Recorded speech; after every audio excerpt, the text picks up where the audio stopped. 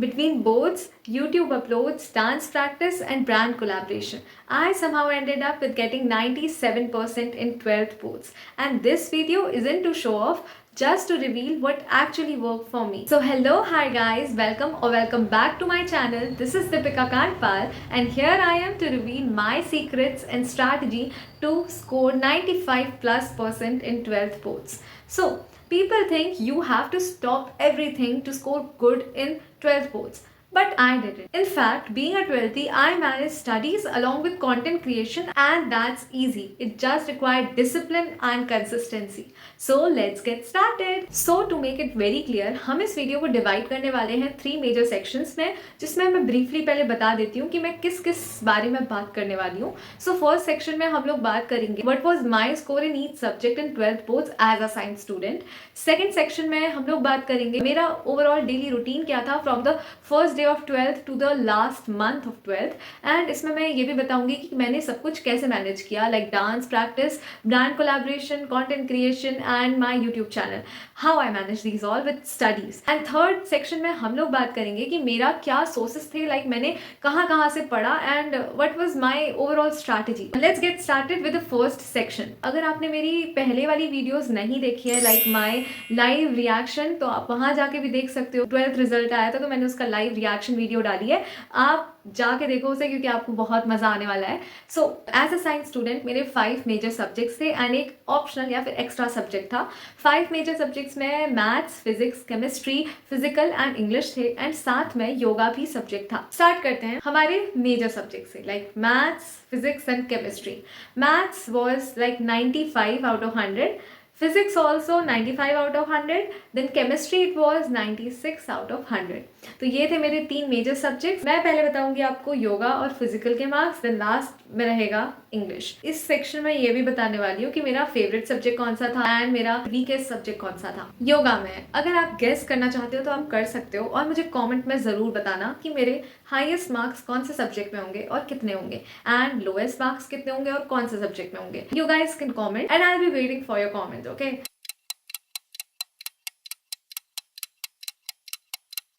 So time over. I think आपने comment कर दिया होगा. सो देखो, मेरा योगा में स्कोर था 100 out of 100 and it was shocking for me also, क्योंकि मैंने ऐसा एक्सपेक्ट बिल्कुल भी नहीं किया था. Like it was a miracle for me. हालांकि मैंने बहुत ज़्यादा प्रिपरेशन करी थी, लेकिन फिर भी 100 आउट ऑफ 100 तो मैंने एक्सपेक्ट बिल्कुल नहीं किया था.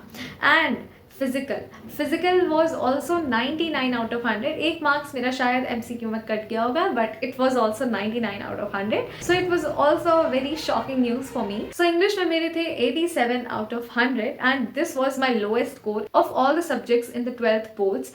एंड आई डोंट नो कि मेरे इंग्लिश में मार्क्स कहाँ कटते हैं, बट पता नहीं क्यों ऐसा होता है हमेशा से कि मेरे इंग्लिश में और सब्जेक्ट्स के कंपैरिजन में कम ही आते हैं. सब बात करते हैं कि मेरा इन सारे सब्जेक्ट्स में से फेवरेट सब्जेक्ट कौन सा था. It was chemistry. एंड अगर मैं अपनी केमिस्ट्री के सब्जेक्ट की कहानी बताऊं तो ये थोड़ी सी अजीब लगेगी आपको. 11th क्लास की केमिस्ट्री वॉज बहुत ज़्यादा बेकार, मुझे बिल्कुल भी पसंद नहीं थी. एंड मतलब उसके स्टार्टिंग के चैप्टर्स तो मुझे बहुत अच्छे लगे थे, लेकिन लास्ट क्लास में आते आते वो थर्मोडायनेमिक्स एंड ये सब मेरे को बिल्कुल भी पसंद नहीं था. एंड इस वजह से मेरी 11th की केमिस्ट्री बहुत ज़्यादा वीक हो चुकी थी. उसका डर मेरे को 12th में आते आते भी बहुत ज़्यादा हो गया था कि कहीं मेरी केमिस्ट्री वीक ना हो जाए, कहीं इस सब्जेक्ट में मेरे सबसे कम मार्क्स ना आए. इसमें ज़्यादा फोकस किया और केमिस्ट्री को और अच्छे से पढ़ा, तो वो मेरा सबसे फेवरेट सब्जेक्ट बन गया. एंड आप मानोगे नहीं, मेरे को पूरे 12th में सबसे ऐसा सब्जेक्ट जो मुझे हमेशा करने का मन करता था वो हमेशा से केमिस्ट्री ही था. सेकंड नंबर में अगर मैं बात करूँ मेरा favourite subject, it was maths. Like maths मेरे को स्टार्टिंग से ही, मतलब बचपन से ही बहुत पसंद था, लेकिन जब लास्ट में 12th के चैप्टर्स आए, प्रोबेबिलिटी और ये सब, तो उस टाइम पे मेरा शायद थोड़ा बहुत ऊपर नीचे हो गया था एंड मुझे वो बिल्कुल भी पसंद नहीं आ रहा था. एंड उस वजह से मुझे थोड़ा बहुत उससे ऐसा हो चुका था कहीं इस चैप्टर की वजह से मेरे ग्रेड गिर ना जाए. लेकिन मैंने उसमें भी और ज़्यादा मेहनत करी और लास्ट मौके में बहुत प्रैक्टिस करी, तो मेरा उसमें भी स्कोर अच्छा था एंड मुझे बहुत अच्छा लगने लगा था फिर मैथ्स भी. एंड अगर मैं इंग्लिश की बात करूँ तो पता नहीं क्यों मेरा वो वीक सब्जेक्ट है. शायद कहीं ना कहीं मेरे आंसर राइटिंग टेक्निक अच्छी नहीं होगी, लाइक मैं आंसर्स को उतना अच्छे से नहीं लिख पाती होंगी अपने लैंग्वेज में. Now let's talk about the second section, जिसमें मैं बताने वाली हूँ कि मेरा डेली रूटीन क्या था from the first day of 12th to the last month of 12th. तो सबसे पहले बात करते हैं कि स्टार्टिंग के टाइम में मेरा शेड्यूल क्या था. लाइक अप्रैल से सेशन स्टार्ट होता है, तो अप्रैल से लेके हाफ ईयरली तक, लाइक सितंबर अक्टूबर तक मेरा रूटीन था कि मैं पहले सुबह 6 से 7 बजे तक अपना मैथ्स का ट्यूशन जाती थी। देन मैं जाती थी स्कूल, जो कि था 2 बजे तक, और कभी कभी 3 बज जाते थे आते आते। एंड उसके बाद मेरा ट्यूशन क्लासेस वापस चलती थी शाम को 4 से 6, 6:30 बजे तक। तो उसमें मैं फिजिक्स और केमिस्ट्री का ट्यूशन जाती थी, और लास्ट में फिर घर आके मैं थोड़ा रेस्ट कर लेती थी, कभी अपना कुछ डांस की प्रैक्टिस कर लेती थी, एंड साथ में फिर सेल्फ स्टडी एंड कभी कंटेंट क्रिएशन, लाइक कोई ब्रांड का अगर कोलैब आया तो उसकी वीडियो बनाना, ये सब मैं उस टाइम पे अपने ट्यूशन से आने के बाद वाले टाइम में कर लेती थी। अच्छी बात ये थी कि देखो स्टार्टिंग अगर आप कुछ भी कर रहे हो तो उसमें स्टार्टिंग में ज़्यादा हसल बसल नहीं होता है, तो आप इजीली सब कुछ मैनेज कर लेते हो। एंड यही मैंने भी किया कि स्टार्टिंग के मंथ्स में मैंने 12th में अपना सारा फोकस स्टडीज़ के साथ साथ अपने पर्सनैलिटी को ग्रो करने में भी करा।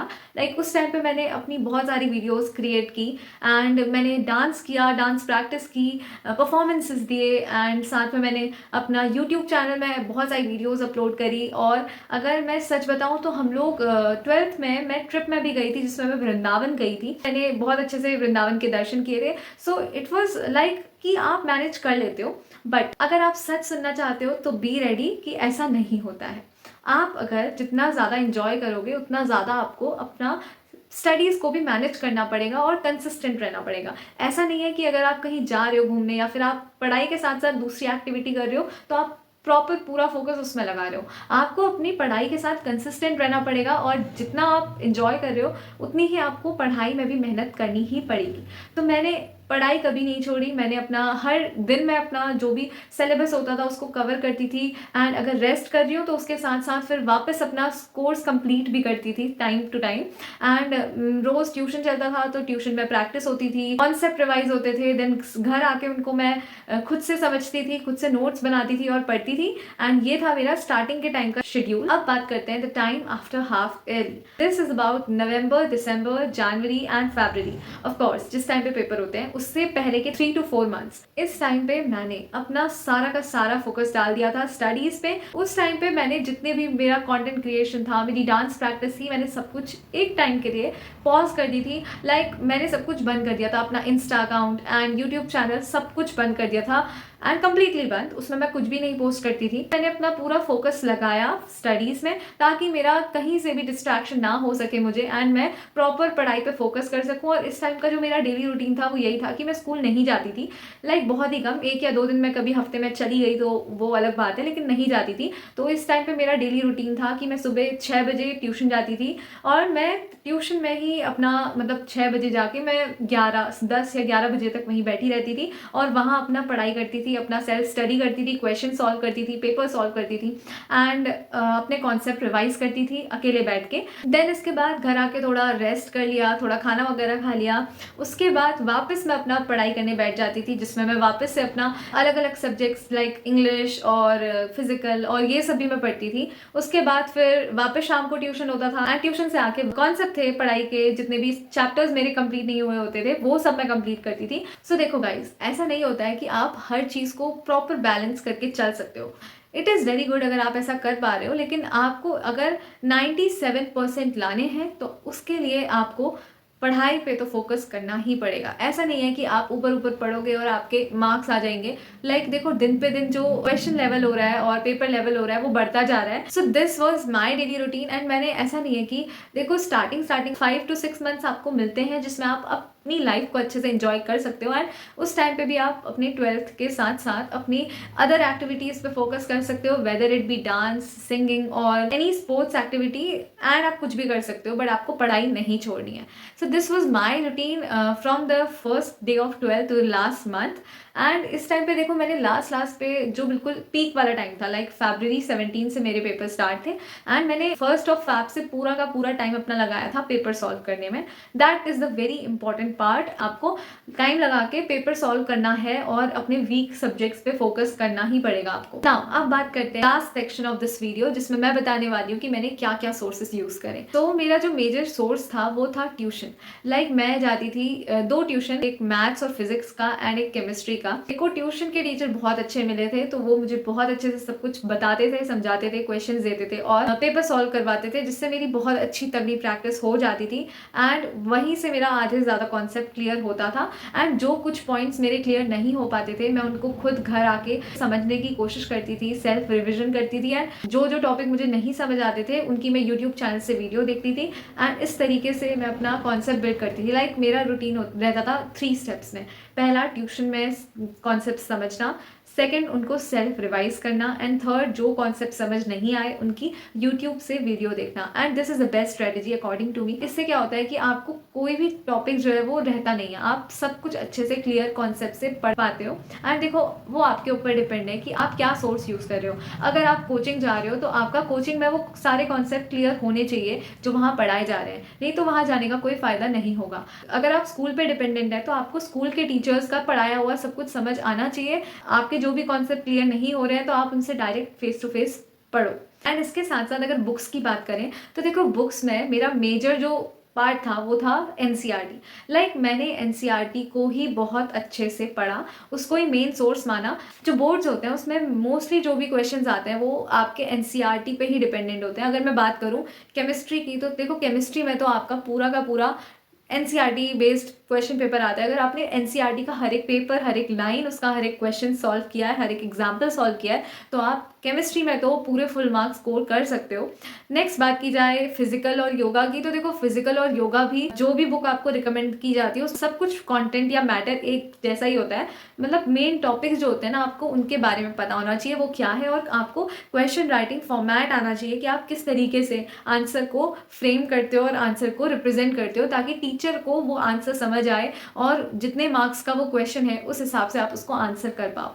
इंग्लिश की बात की जाए तो इंग्लिश में आपकी वोकैबुलरी, आपका ग्रामर एंड आपका आंसर फ्रेमिंग जो है वो बहुत स्ट्रांग होनी चाहिए। तो अगर आपको ये सब पता है, आपने चैप्टर्स भी अच्छे से पढ़े हैं इंग्लिश के, तो आपको सब कुछ अच्छे से हो जाएगा, आपका इंग्लिश में तो बहुत अच्छे स्कोर आ जाएंगे।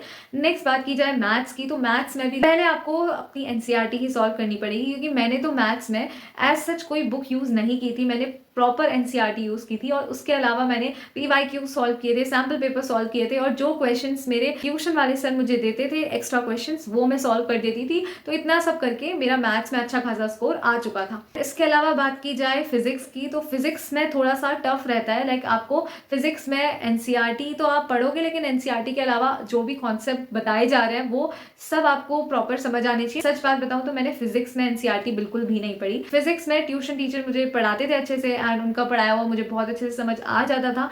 एंड उसके अलावा मैं जो टॉपिक्स मुझे समझ नहीं आते थे उनकी यूट्यूब वीडियो देख लेती थी एंड सेल्फ नोट्स बनाती थी, और इन सब चीज़ों से मेरा फिजिक्स भी बहुत स्ट्रांग हो चुका था। क्योंकि अल्टीमेटली फिजिक्स में अगर आपके कॉन्सेप्ट स्ट्रांग होते हैं तो आप न्यूमेरिकल भी इजीली सॉल्व कर लेते हो। इसके अलावा तो फिजिक्स में डेरिवेशन वगैरह होती है जो कि आपको समझ के लिखनी ही पड़ती है, तो उसकी आप लिख लिख के प्रैक्टिस कर सकते हो। क्योंकि मैं पर्टिकुलरली हर एक क्वेश्चन के लिए यही करती थी कि मुझे जो भी चीज़ समझ में नहीं आती थी या फिर मैं याद नहीं कर पाती थी, उसको मैं लिख के सॉल्व करती थी और लिख के समझती थी, याद करने की कोशिश करती थी। तो उससे बहुत अच्छे से आपका कॉन्सेप्ट भी रिवाइज हो जाता है और आपके दिमाग में चीज़ें भी बैठने लग जाती हैं। केमिस्ट्री की अगर आपको सेपरेट वीडियो चाहिए कि कैसे वो मेरा वीकेस्ट सब्जेक्ट से बेस्ट सब्जेक्ट बना, तो आप मुझे कमेंट पे प्लीज़ बताओ, मैं उस पर सेपरेट वीडियो बनाऊंगी। एंड इसके बाद मेरा जो नेक्स्ट वीडियो है वो योगा पे होने वाली है कि मैंने कैसे 100 आउट ऑफ 100 स्कोर किया योगा में, और उसमें मैं सब कुछ बताऊंगी, मैंने नोट्स कहाँ से बनाए वो सब। एंड इस वीडियो में भी आप जितने भी आपके डाउट्स हैं वो सब पूछ सकते हो, कमेंट कर सकते हो। एंड अगर आपको कोई स्पेसिफिक वीडियो चाहिए, किस टॉपिक पे चाहिए, आप मुझे बता सकते हो। मैं सारी वीडियोस बनाने की कोशिश करूंगी जल्द से जल्द, आपके बोर्ड से पहले। इनफैक्ट आपको ये वीडियो कैसी लगी कमेंट में जरूर बताना। स्टार्टिंग से फोकस रखा मैंने अपने कंटेंट के साथ साथ स्टडीज को मैनेज किया इसी वे में। जब लास्ट में बोर्ड्स का टाइम था तो उस टाइम पे मैं अपना कॉन्शियस हो गई थी स्टडीज को लेके ज्यादा, जिस टाइम पे मैंने पूरा फोकस अपना स्टडीज में डाला एंड इस वजह से मेरे इतने अच्छे स्कोर आ पाए। एंड आपके भी आ जाएंगे गाइज, आप बहुत अच्छे से फोकस फोकस करो, मेहनत करोगे तो सब कुछ होगा। नथिंग इज इम्पॉसिबल, आप ही कर सकते हो and it is not that difficult. अगर आप पूरे प्रॉपर फोकस और कंसंट्रेशन से करोगे तो आपके लिए भी ये बहुत ईजी बन जाएगा। सो या this was all about my video and अगर आपको अच्छा लगा हो तो लाइक शेयर सब्सक्राइब करना मत भूलना। मिलते हैं नेक्स्ट वीडियो में। जो भी आपको वीडियो चाहिए आप मुझे कॉमेंट जरूर करना। Till then stay tuned, bye bye.